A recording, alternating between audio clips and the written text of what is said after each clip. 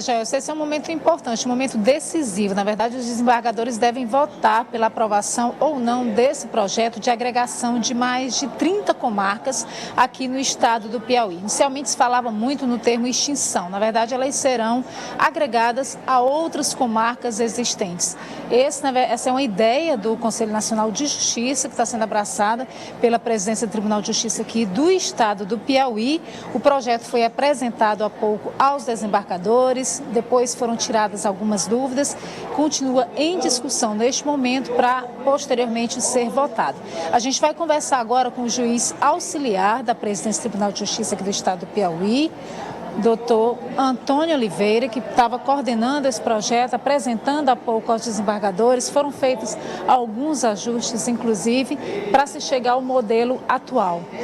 Na verdade, foram várias motivações que levaram o Tribunal de Justiça, alega muito que essas comarcas, na verdade, são ineficientes. Que pontos foram avaliados para se chegar a esse número de comarcas que devem ser agregadas a outras? Doutor, boa tarde. Boa tarde, Gorete. Boa tarde, Joel, e aos telespectadores da TV Cidade Verde. Na realidade, o que o desembargador Erivan propôs, em qualidade de presidente do Tribunal de Justiça, e hoje está em votação nesse momento, a agregação de algumas unidades jurisdicionais do Estado, ou seja, as comarcas. Qual foi o critério? O Conselho Nacional de Justiça, através de uma resolução do ano de 2013, resolução número 184, diz que os tribunais, devem fazer ajustes de tal sorte a reduzir comarcas, seja extinguindo, seja agregando, aquelas unidades jurisdicionais cujo acervo seja inferior a 50% da média do Estado nos últimos 3 anos. Qual é a média do acervo do Tribunal de Justiça nos últimos 3 anos, no último triênio, 2013, 2014, 2015? 835 processos. Isso significa, na prática, que todas aquelas unidades, todas aquelas comarcas, cujo volume do triênio seja inferior a 417, devem ser agregadas ou extintas. O nosso presidente, o que propôs e está sendo votado nesse instante, é apenas agregar e não extinguir. Alguns prefeitos, principalmente dessas comarcas, as quais estão sendo agregadas a outras, alegam que isso traz um distanciamento da população à justiça, principalmente porque vai haver um deslocamento maior, que muitas vezes as pessoas não têm condições de fazer esse deslocamento, quando na verdade o Tribunal de Justiça prega uma aproximação. Na realidade é o inverso. Acesso à justiça nos moldes da Constituição, o princípio da inafastabilidade da jurisdição, não é apenas o prédio físico, não é imaginar que o jurisdicionado vai estar bem servido se ele chegar lá e encontrar um fórum, se ele chegar lá e encontrar 2 servidores, se ele chegar lá e não encontrar juiz. O que a população quer e merece é um processo célere. Isso é um princípio constitucional também, o princípio da razoável duração do processo.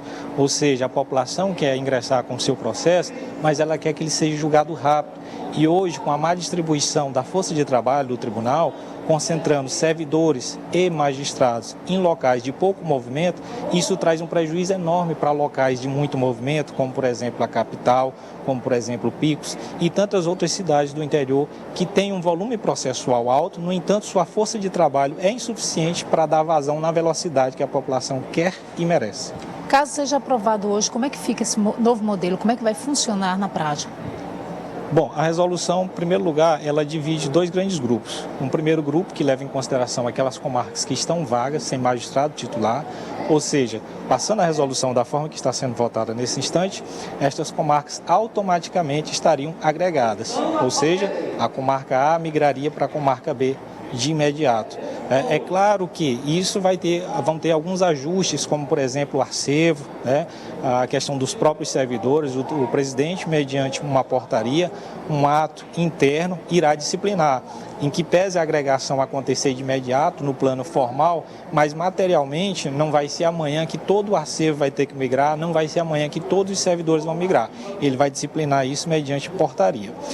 Existe ainda um segundo grupo que só será agregado num segundo momento. Por quê? Porque nestas comarcas do segundo grupo existem magistrados titulares. E se eles são titulares, eles têm uma garantia constitucional da inamovibilidade.